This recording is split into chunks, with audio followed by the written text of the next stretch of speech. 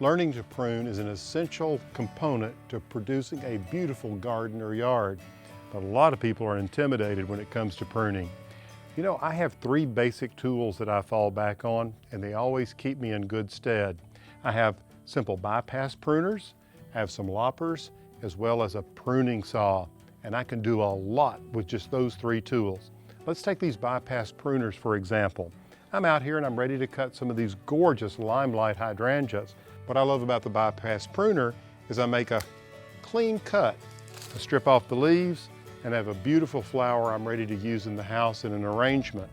Now, what I like about bypass pruners, meaning that this blade bypasses the other, is you do get that nice clean cut, whereas anvil type pruners crush the stem.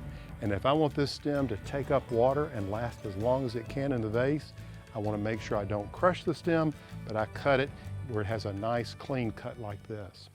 Now these are loppers, and you can see they bypass as well. What's great about them, because of the long handles, you can get some leverage, put more weight on it, cut larger limbs, and also because of the long handles, you can reach those higher limbs.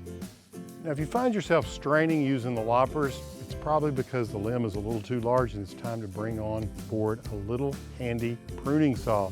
These little guys are very sharp and very effective. Now with this basic introduction to some pruning tools that have served me well over the years, it's time to get out there and whip that garden into shape. Good luck.